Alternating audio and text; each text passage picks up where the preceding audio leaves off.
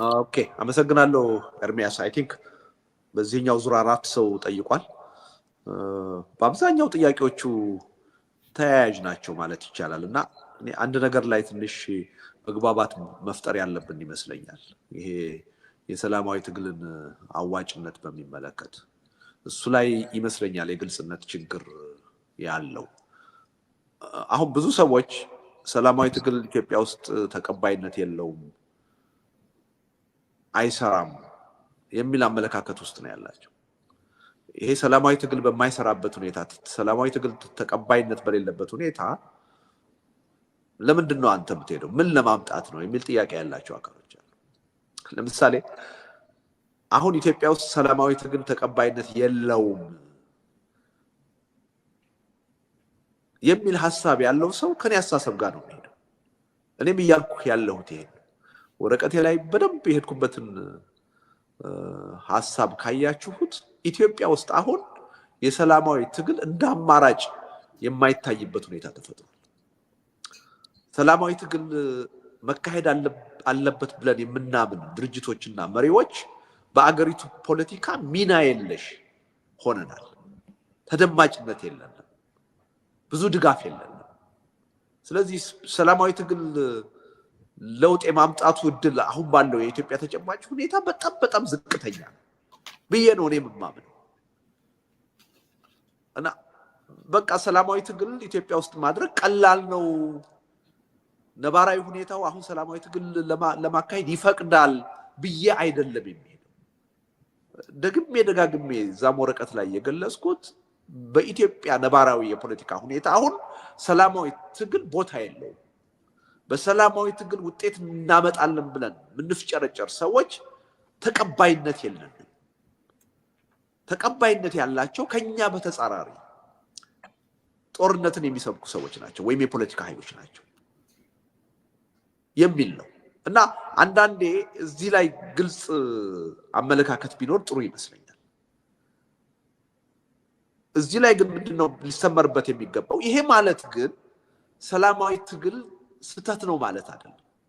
ሰላማዊ ትግል ኢትዮጵያ ውስጥ አሁን ሊሰራ ያልቻለው ስልቱ ስተት ስለሆነ አይደለም። እኛ የፖለቲካ ተዋናኞቹ ሰላማዊ ትግልን በአግባቡ ማካሄድ ስላልቻለ። ለምሳሌ ሁለት ነገር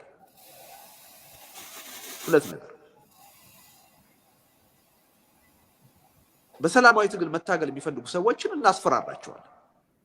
ይሄ አገዛዝ እኮ ይገላል፣ ይሄ አገዛዝ እኮ ያስራል። የሚያስርና የሚገል አገዛዝ ባለበት እንዴት ትታገላለህ? እንዴት በሰላም ለውጥ አመጣለሁ ብለህ ትንቀሳቀሳለህ? የሚል ማስፈራሪያ እንጠቀማለን። እውነቱን ለመናገር ሰላማዊ ትግል ሲያካሂዱ በአገዛዙ እስር ቤት የተወረወሩ ሰዎችንም እንደ አርያ መቁጠርና አዲስ ተነሳሽነት በእነሱ መስዋዕትነት መፍጠር ሲገባን እንደ መቀጣጫ እንደ መፈራረጃ ነው የምናቀርባቸው። እነ ከሌ ምን አመጡ? ይኸው እስር ቤት እኮ ገብተው እየማቀቁ ነው። እነ ከሌ ምን አመጡ? ተገለው እኮ አስከሬናቸው ነው የተጣለው። ስለዚህ በሰላማዊ ትግል ቀጥላለሁ ካልክ የእነሱ ዕጣ ፈንታ ነው የሚደርስ እያሉ እናስፈራራለን። ይሄ በጣም በጣም የተሳሳተ አካሄድ ነው። ሰላማዊ ትግል የትም ዓለም የሚካሄደው የሚያስርና የሚገል መንግስት ባለበት ሀገር ጭምር። እንዳውም የሚያስርና የሚገል መንግስት ከሌለ ትግል የሚባለውም ነገር አያስፈልግም። ይሄ ምርጫ ፉክክር ነው የሚኖረው በ4 ወይም 5 ዓመት። ትግል የሚባለው ነገር መታሰርን፣ መሞትን፣ መውደቅ፣ መነሳትን የሚጠይቅ ነገር ስለሆነ፣ ስለዚህ በሰላማዊ ትግል አርያነት በታሪክ የሚጠቀሱት የህዝብ የትግል እንቅስቃሴዎች ሁሉ በገፍ መሞትና መታሰር የነበረባቸው ናቸው። ትግሉ የተካሄደው ራሱ የሚገልና የሚያስር መንግስት ጋር ነው። ስለዚህ የሚገልና የሚያስር መንግስት መኖሩ የሰላማዊ ትግልን አይሰራም ለማለት ምክንያት ሊሆን አይችልም። እንደውም የሰላማዊ ትግል አስፈላጊ ነው ለማለት ነው ምክንያት መሆን የሚገባው። እዚህ ላይ መተማመን ያለብን ይመስለኛል። መንግስት ስላሰረ ስለገደለ ሰላማዊ ትግል አይካሄድም የምንል ከሆነ በቃ ሰላማዊ ትግል አልገባንም ማለት ነው። ሰላማዊ ትግል የሚካሄደው የሚያስርና የሚገል መንግስት በሌለበት ከሆነ እያወራን ያለ ነው ስለ ምርጫ ፉክክር ነው ማለት ነው። አውሮፓ ወይም አሜሪካ እንደሚታየው እንደሱ አይደለም። እንዳውም ቀደም ያሉ በታሪክ የምናውቃቸው እንደነ ማህተመ ጋንዲ ያሉ የሰላማዊ ትግል የፖለቲካ መሪዎች እንዳውም የሚሉት ምንድነው ሰላማዊ ትግል የበለጠ ውጤታማ የሚሆነው የሚያስርና የሚገል አገዛዝ ባለበት ሀገር። ይሄን መገንዘብ ያስፈልጋል። እና አንዱ ትልቁ ችግር ሰላማዊ ትግልን ኢትዮጵያ ውስጥ እንዳይሰራ ያደረግነው በማስፈራራት ነው። ከዚህ የማስፈራራት ፖለቲካ ካልወጣን ጀግኖች ልንፈጥር አንችልም፣ መሪዎች ልንፈጥር አንችልም። ይሄ ህዝብ ትግል ነው። በህዝብ ትግል ሂደት ውስጥ እየታገል ምንታሰር ምንሞት ከሆነ የትግሉ ባህሪ ነው ብለን መቀበል አለብን። የሚታሰሩ የሚሞቱ ሰዎችን እንደ አሪያ መከተል ነው ያለብን እንጂ ማስፈራሪያ፣ መቀጣጫ፣ መፈራረጃ አድርገን ማቅረብ የለብንም። ይሄ ትልቅ በደል ነው ብዬ ነው ማለት። አንዱ የማስፈራራት ችግር ነው ሰላማዊ ትግልን ኢትዮጵያ ውስጥ እንዳይሰራ ያደረገው። መንግስት ያስፈራራል በአንድ በኩል፣ በሌላ በኩል ደግሞ ተቃዋሚው ኃይል ራሱ ያስፈራራል።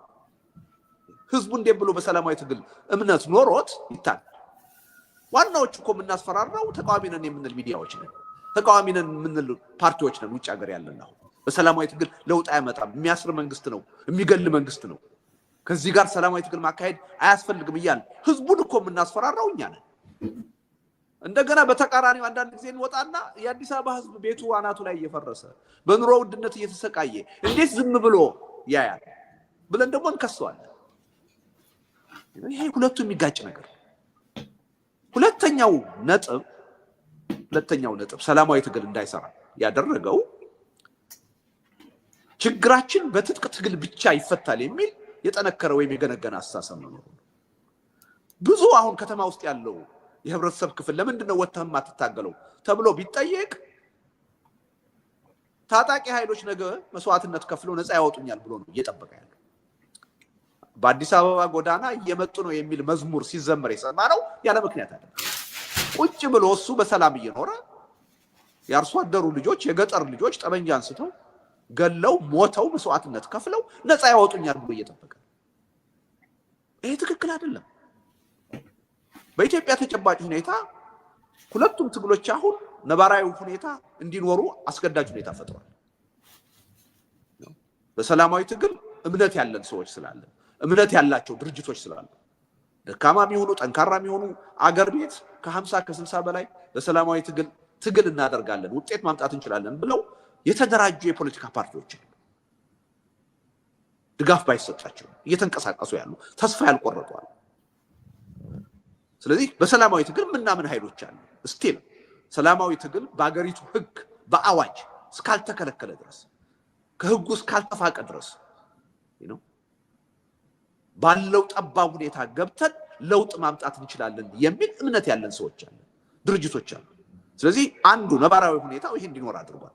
ሁለተኛው ደግሞ ካገዛዙ አምባገነንነት በመነጨ አፋኝነት፣ ገዳይነት በመነጨ ደግሞ ብዙ ሰው ጠመንጃ እያነሳ ጫካ ነበር። ይሄን ሪያሊቲ አሁን ያለው መንግስት ፈጥሮታል። ማንም አይደለም የፈጠረው። አፈናው ነው የፈጠረው፣ ግፊቱ ነው የፈጠረው። ነገር ግን አሁን እኔ ወጥቼ እኔም ማምነው በሰላማዊ ትግል ነው፣ በትጥቅ ትግል አላምንም። የትጥቅ ትግል ለኢትዮጵያ ዘላቂ መፍትሄ ያመጣል ብዬ አላምንም። እኔ ስላላመንኩ ግን የትጥቅ ትግል አሁን ባወግዘው ላቆመው አልችልም። ለምን? በመንግስት የአፋኝነት ባህሪ ብዙ ሰው ጠበንጃ አንስቶ ተገዶ በተጽዕኖ ጫካ ገብቶ እየተዋጋ የፖለቲካ ኮዝ አለ። ያ ትግል ደግሞ ህዝባዊ እንቅስቃሴ ሆኗል፣ በህዝቡ ውስጥ ተቀባይነት አግኝቶ ይሄን ችግር አቁሙ በማለት እናስቆመው አንችልም። ጀኒውን ሀቀኛ የሆነ ድርድር በማድረግ ነው፣ ውይይት በማድረግ ነው።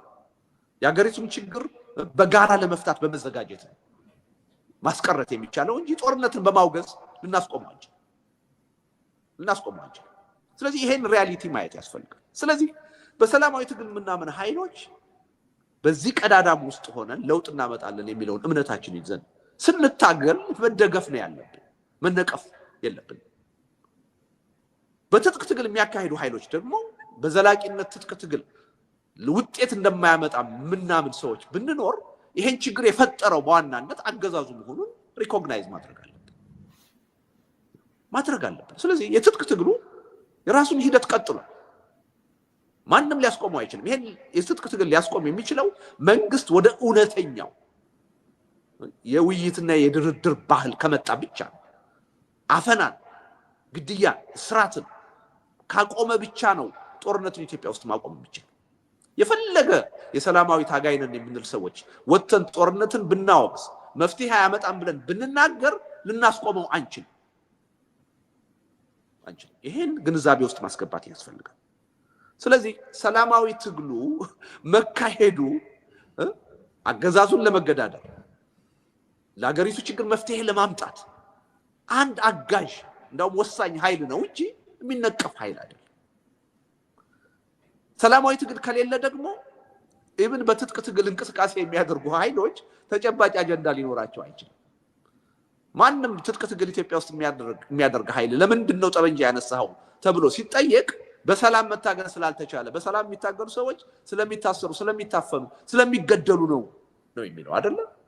ሰላማዊ ትግሉ ባይኖር ይሄን አጀንዳ ከየትም ሊያመጣው አይችልም። በትጥቅ ትግል የሚያምን ሰው እኔ በትጥቅ ትግል አላምንም። እኔ በትጥቅ ትግል የሚያምኑ ሰዎች ተገደው ወደዛ የገቡ አሁን ጦርነትን ሲያካሂዱ ሁልጊዜ ካፋቸው ሊለይ የማይገባው ሐሳብ ወደን አይደለም እዚህ ውስጥ የገባ ነው፣ ተገደን ነው። የትጥቅ ትግል መፍትሄ ያመጣል ብለን አይደለም። ስንገደል ራሳችንን መከላከል ስላለብን አፈና ስለተፈጸመብን ነው፣ መፈናፈኛ ስላጣን ነው። ይሄ ሁኔታ ከተለወጠ ወደ ሰላማዊ መድረክ የመግባት ፍላጎት ነው ያለን። ይሄን ችግር የፈጠረብን ይሄን ሁኔታ የፈጠረብን አገዛዙ ነው ብለው ነው መናገር ያለባቸው ብዬ ነው ማምነው። አሁን ግን የምናየው ነገር እንደዛ አይደለም። አንዳንድ ኃይሎች በቃ ዘላቂ መፍትሄ ኢትዮጵያ ውስጥ የሚያመጣው የትጥቅ ትግል ነው የሚል እምነት አለን ነው የሚሉት። ስለዚህ አንደራደርም፣ አንወያይም የሚል የጽንፍ አቋም ሲያራምዱ ነው የምናየው። ይሄ ትክክል ነው የሚል እምነት የለኝም። ትክክል ትጥቅ ትግል ኢትዮጵያ ውስጥ አሁን የሚደረገው ህዝባዊ ድጋፍ አለው። ማንም ጋር መከራከር ይቻላል። ህዝባዊ ድጋፍ የለውም ሊባል አይችልም። የፖለቲካ ኮዝ አለ። የትጥቅ ትግል ኢትዮጵያ ውስጥ እንዲስፋፋ ዋናው ተጠያቂ አስቻይ መንግስት ነው፣ አገዛዙ ሰላማዊ መድረኩን ቢከፍተው ነው በውይይት በድርድር የሚያምን ቢሆን ነው እስራትንና ግድያን መቀጣጫ አድርጎ የመጠቀም ፍላጎት ባይኖረው ኖሮ በምንም ተአምር የትጥቅ ትግሉ በዚህ መጠን አይጠናከርም ነበር። ሰላማዊ በሆነ አውዱ ውስጥ ጠመንጃ የሚያነሳ ኃይል ሽፍታ ከመሆን የተለየ ሚና ሊኖረው አይችልም። አሁን የህዝብ ድጋፍ ያገኙት ያለ ምክንያት አይደለም። አፋኝ አገዛዝ ስላለ ነው። በውይይት በድርድር የማያምን መንግስት ስላለ ይሄን ሪኮግናይዝ ማድረግ ያስፈልጋል። ግን በትጥቅ ትግል ደግሞ የሚያካሂዱ ሰዎች ለሺህ ዘመን ስንዋጋ ነው ይኖር። በየትም ዓለም በእኛም ሀገር በትጥቅ ትግል ታግሎ ዘላቂ መፍትሄ ያመጣ ኃይል እስካሁን የለም። ስለዚህ ዘላቂ መፍትሄ ሊያመጣ እንደማይችል ራሳቸው ማምኖ መቀበል መቻል አለባቸው። ተገደን አማራጭ አተን ነው እንጂ እዚህ ውስጥ የገባ ነው የትጥቅ ትግል መፍትሄ ያመጣል ብለን አይደለም የሚል አመለካከት መያዝ አለባቸው የሚል እምነት አለ። የኔ አመለካከት ነው። እነሱ ይሄን እንዳልያዙ እያየሁ ነው። ይሄን ካለመያዝም አልፈው የሰላማዊ ትግል የሚያወግዙዋል። ትክክል አይደለም። ህዝቡ በሰላማዊ ትግል መታገል ከቻለ የአቅሙን ከሞከረ ሰየው ነው መባል ያለበት። በዚህም ረገድ የተዘበራረቀ ሐሳብ ነው የምንሰማው። አንዳንድ ለምሳሌ የፋኖ የኦላ አመራሮች ወጥተው የአዲስ አበባ ህዝብ እንዴት ዝም አለ ለምን አይታገልም ሲሉ እንሰማለን። አንዳንዶቹ ደግሞ ወጥተው ሰላማዊ ትግል የሚባል አይሰራም፣ እንደውም ሰላማዊ ትግል የሚያካሂዱ ኃይሎች እኛን አንደርማይን ለማድረግ ነው፣ የእኛን ትግል ለማንቋሸሽ ነው፣ እንዳትከተሏቸው እንዳትሰሟቸው የሚል አፍራሽ ቅስቀሳ ሲያደርጉ እንሰማለን። ይሄ ትክክል አይደለም። ስለዚህ በዚህ ረገድ ያለውን ሁኔታ በአግባቡ መቀበል አለብንና ሞገስ ያነሳው ጥያቄ ከዚሁ ጋር የሚሄድ ነው ብዬ ነው። ለምሳሌ አዲስ አበባን አሁን በሚቀጥለው ምርጫ የመቆጣጠር እድል አለን ብዬ አላምንም። ለምን? ሰላማዊ ትግል ያዋጣል የሚል እምነት በብዙ ህብረተሰብ አይምሮ ውስጥ የለም። ይሄ አመለካከት ቢለወጥና በሰላማዊ ትግል እምነት ቢኖረን ግን ምንም ጥርጥር የለኝም በዚህ አጭር ጊዜ ውስጥ አዲስ አበባን ከገዢው ፓርቲ መንጠቅ እንችላለን የሚል እምነት አለ። 97 በ3 ወር ዝግጅት ነው አዲስ አበባን ማሸነፍ የቻለው በ3 ወር። አሁን ከዓመት በላይ አለ። እውነቱን ለመናገር ሁሉም ተቃዋሚ በሰላማዊ ትግል እምነት ኖሮት ህብረተሰቡን ማሳመን ቢችል እንኳንስ በአዲስ አበባ ደረጃ በኢትዮጵያ ደረጃ ለውጥ ማምጣት እንችላለን የሚል እምነት ነው። የኔን እምነት ነው እየነገርኩ ያለሁት። አሁን ያለው አጠቃላይ የፖለቲካ አትሞስፌር ግን ህብረተሰቡ ግን ይሄን አስተሳሰብ የመቀበል ፍላጎት የለውም፣ የማዳመጥ ፍላጎት የለውም።